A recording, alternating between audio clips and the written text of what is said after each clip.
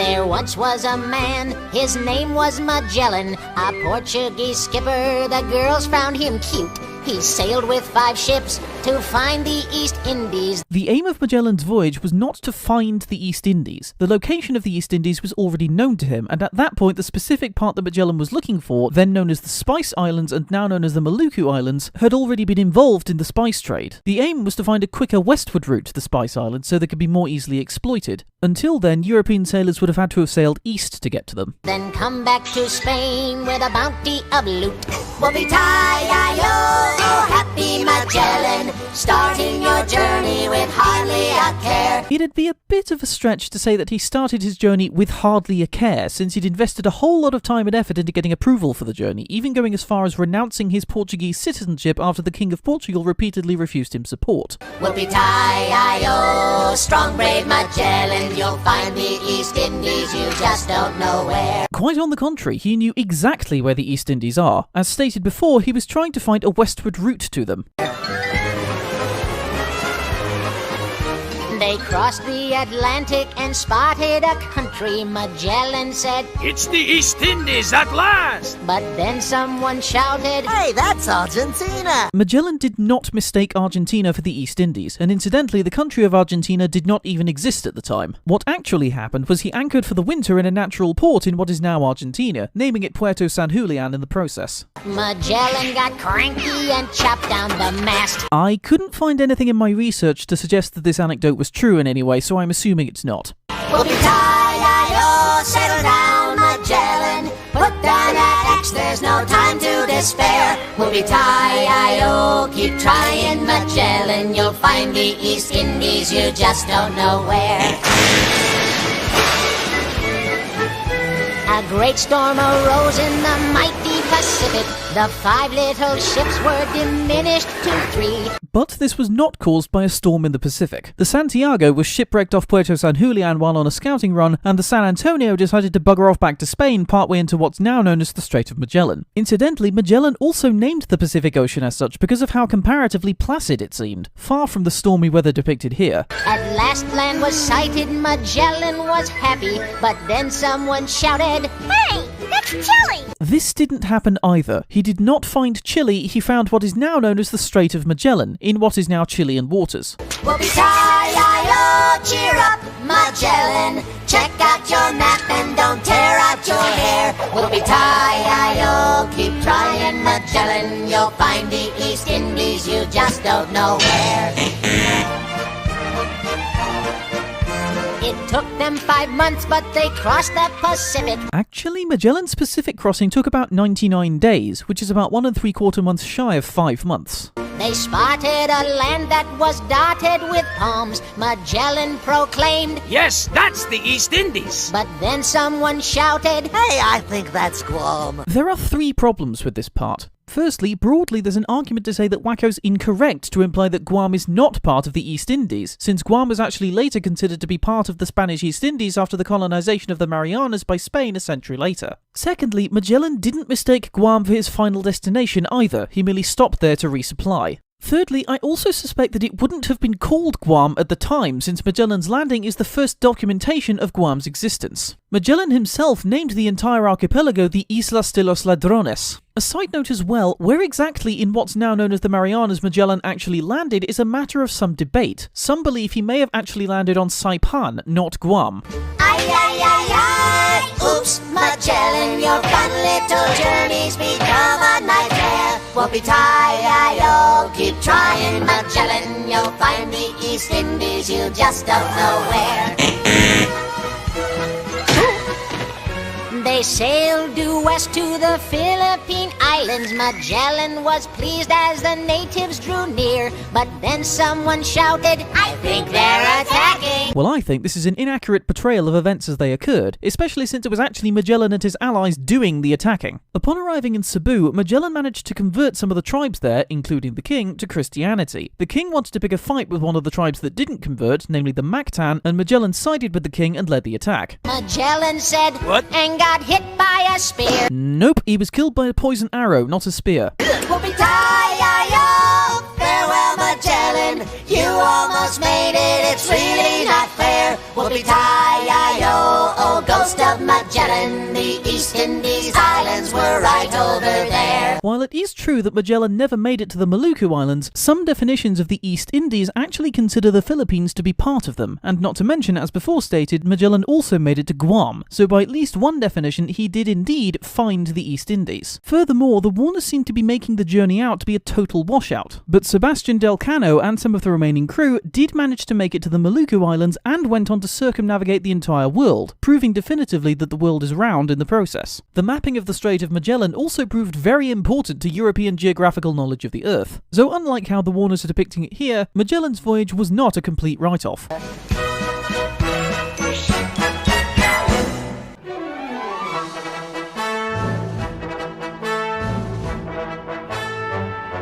Hi-ho, do you know the names of the U.S. residents who then became the presidents and got a view from the White House? Not all of the presidents lived in the White House. George Washington oversaw its construction, but John Adams was the first person to move in, at which point it wasn't even complete. Of Pennsylvania Avenue. George Washington was the first you see. He once chopped down a cherry tree. This story is a well-known fable, but there's no record of it actually happening. President number 2 would be John Adams, and then number 3. Tom Jefferson stayed up to write a declaration late at night. Thomas Jefferson was not the sole writer of the Declaration of Independence. He did write the first draft, but it was amended by John Adams and Benjamin Franklin. Also, the Declaration of Independence was ratified 25 years before Jefferson took office. So he and his wife had a great big fight, and she made him sleep on the couch all night. This may be a funny image, but in actuality, this most likely didn't happen. In fact, around that time, Jefferson's wife was severely ill after miscarrying. James Madison never had a son. True, he never had a son of his own, but he did gain one through marriage. Then he fought the War of 1812. James Monroe's colossal nose was bigger than Pinocchio's. John Quincy Adams was number 6, and it's Andrew Jackson's butt he kicks, so Jackson learns to play politics. Next time, he's the one that the country picks. That's not quite how it happened. Andrew Jackson actually got more votes than John Quincy Adams in the 1824 elections, but neither of them gained a majority, so the president was picked by the House of Representatives, and controversially they picked John Quincy Adams. This is actually the only time this has happened since the passage of the 12th Amendment, as well as the only time that the candidate who became president did not have the most electoral votes. Martin Van Buren, number 8 for a one-term shot as chief of state. William Harrison, how do you praise? That guy was dead in 30 days. John Tyler, he liked country folk. And after him came President Polk. Zachary Taylor liked to smoke. His breath killed friends whenever he spoke. Not only could I not find evidence backing up this claim, I also couldn't find evidence backing up this reputation at all. Most of what I found on Zachary Taylor didn't even mention his smoking habits. 1850, really nifty, Millard Fillmore's in. Millard Fillmore is generally considered to be one of the worst presidents in United States history, so very few historians would describe him as nifty. Young and fierce was Franklin Pierce. Franklin Pierce was only really young by presidential standards, being inaugurated at age 49. The man without a chin. Follows next a period spanning 4 long years with James Buchanan. Then the South starts shooting cannon. But those cannons were not aimed at James Buchanan, who left office a month before the Civil War began. And we got a civil war. A war down south of Dixie. Up to bat comes old Abe Lincoln. There's a guy who's really thinking. Kept the United States from shrinking, saved the ship of state from sinking. If this is meant to represent states, it'd be wrong. The Confederacy only ever held 11 states, so I guess they did the scores like this to make it seem closer. Which, by the way, it wasn't, because the Union held 23 states. One final note, 16 plus 15 equals 31. In 1861, there were 34 states across the Union and the Confederacy, and during the war that number grew to 36 as West Virginia and Nevada were admitted to the Union.